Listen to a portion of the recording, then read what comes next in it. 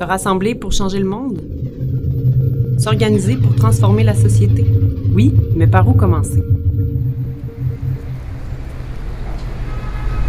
Toute démarche de transformation sociale commence par des personnes qui marchent ensemble dans un but commun.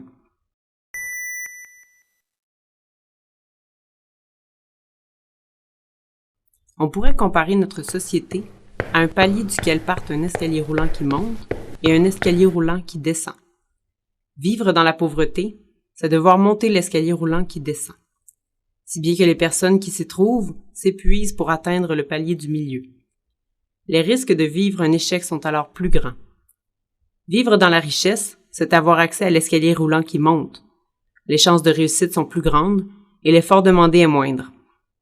Avant de se lancer dans l'action collective, il vous faut découvrir ces escaliers qui roulent dans les deux sens et qui peuvent prendre bien des formes dans notre société. C'est le moment de l'analyse critique. Ça m'a juste appris que je suis pas seule avec ma difficulté puis qu'il y a d'autres mondes qui ont le même problème que moi. C'était pas juste moi, c'est pas moi qui ai eu un trouble puis que j'étais pas un cas isolé. Donc, comment ça s'est passé au début? C'est qu'il y avait beaucoup de jeunes ici au tournant, autant des anciens que des résidents, qui vivaient des difficultés, surtout d'accessibilité avec l'aide sociale. Il y en avait de plus en plus. Avec le temps qui filait, on se rendait compte que c'était pas du hasard. Il y avait vraiment des changements qui se faisaient. C'était de plus en plus difficile. Et moi, j'étais un jeune, puis j'ai vécu des problèmes dans ma vie, puis ben des affaires, puis je suis malade, puis en plus, j'étais à l'aide sociale un bout, puis à l'aide sociale, ils te disent pas « Ah ben oui, on va t'aider », tu sais, t'arrives là, puis gars, t'es admissible, t'es pas admissible, si t'es admissible, c'est correct, on te donne ton chèque, puis retourne chez vous, puis c'est ça. Puis ouais, mais là, tu sais, ben on peut te faire des programmes qui vont durer 6 mois, 9 mois, puis après ça, tu vas tomber sur le chômage, après ça, tu vas faire... Les conséquences de ce système-là qui ne fonctionne pas. Puis quand même qu'on nous donnerait avec le plus beau des sourires un chèque de 574 $. Il se passait des problèmes d'accessibilité à l'aide sociale que les intervenants puis des jeunes constataient au tournant puis dans d'autres auberges du cœur. Fait que c'est de là où on s'est mis à s'intéresser à ça. Puis on a fait une tournée des auberges assez vite pour se rendre compte qu'effectivement, il y avait vraiment un problème là. Fait qu'il essaye de trouver plein de manières de t'éloigner le plus possible de l'agent. Nous, on travaille là-dessus parce qu'on pense que si un jeune est aidé dans ses démarches, il a plus de chances à s'en sortir qu'un jeune qui est gâté sur l'aide sociale, c'est correct, on va te donner ton chèque à chaque mois, puis fuck you, arrange-toi tes tours. Dans le fond, je suis payée pour aller à l'école par le centre local d'emploi. Sauf que là, qu'est-ce qui arrive, c'est que vu que je suis rendue en secondaire 5 presque, ils veulent plus me payer, puis je comprends pas pourquoi, dans le fond, ils continuent pas de m'aider. Ça, je trouve ça vraiment plate, là. Je sais pas qu'est-ce qui va se passer avec moi, là. Si, comme quand t'as pas l'accès à l'aide sociale, la dépression, puis tout le kit, ça l'embarque, là, avec. Puis, écoute, tu sors plus de chez vous, tu fais plus rien, parce que t'as pas les moyens, puis même des fois, t'as pas de chez vous, là, parce que t'as pas une crise de scène, là, c'est vraiment dur, tu sais. Tu te rends compte que ce qu'on te demande à toi, ben, on le demande aux autres aussi, mais parfois, il y a de l'exagération, il y a des grands délais. Donc, ben, ça crée une solidarité qui est intéressante aussi. Puis ça enlève le spot juste sur toi. Toi qui fais une demande d'aide sociale, qui vit des difficultés, puis tu as l'impression que tu es tout seul, puis que tous les autres travaillent, tous les autres vont bien, n'ont pas ces difficultés-là. Mais finalement, quand tu te rends compte que, oups, c'est assez généralisé, ben c'est plus facile de se mettre en action aussi avec les autres. La première rencontre qu'il y a eu, c'était à l'auberge de Tournant. À ce moment-là, le RAGE n'était même pas encore un projet vraiment officiel. C'était pas le nom du RAGE n'était pas encore étiqueté, on n'avait pas décidé rien. En fait, c'était le choix des revendications. On parlait un peu de nos expériences personnelles, à savoir qu'est-ce qui pouvait nous représenter un peu là-dedans.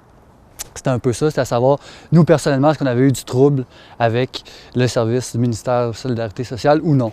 Okay.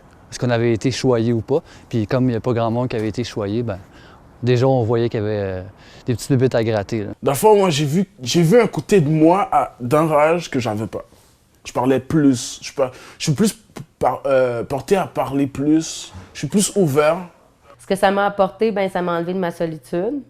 Tu sais, parce que moi, j'étais en dépression chez nous. Fait que ça me faisait sortir de chez nous. En même temps, c'était une cause que j'avais de la misère, l'aide sociale. J'avais des gros problèmes avec l'aide sociale. Fait que c'est sûr que ça m'intéressait aussi de pouvoir aider d'autres mondes, puis m'aider en même temps, puis de militer pour des meilleurs accès à l'aide sociale. Fait que c'est pour ça. Mais je pense qu'il s'est créé un espèce d'élan de solidarité aussi, parce que les gens réalisaient qu'ils n'étaient pas tout seuls à vivre ces problèmes-là.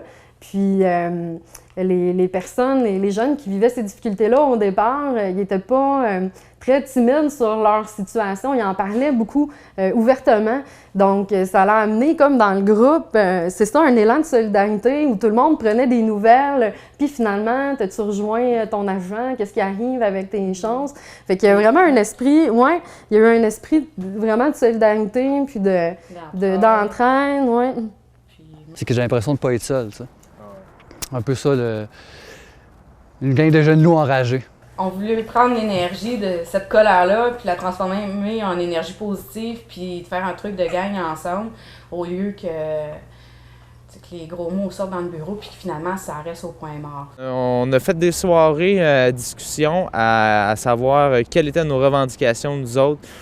Fait que le thème était on revendique quelque chose. C'est quoi qu'on revendique si on a à revendiquer quelque chose dans la société? Il n'y a rien qui est le fun à être sur l'aide sociale.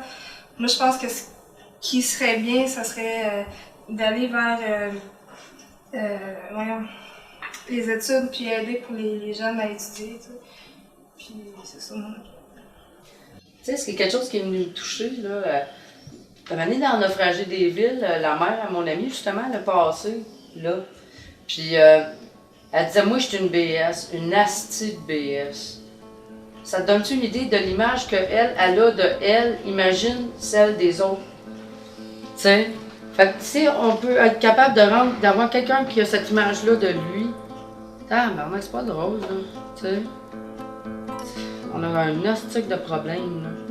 C'est que c'est rendu que même les assistés sociaux sont gênés d'être sur l'aide sociale, puis de sortir de chez eux parce qu'ils sont, là. C'est grave, là. On a un problème, là.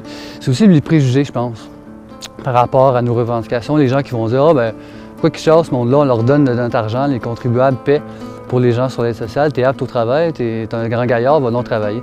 Alors, arrête un peu, c'est pas simple, c'est pas parce que le service de l'aide sociale est légitime que nécessairement la roue roule comme elle devrait se rouler. Ça.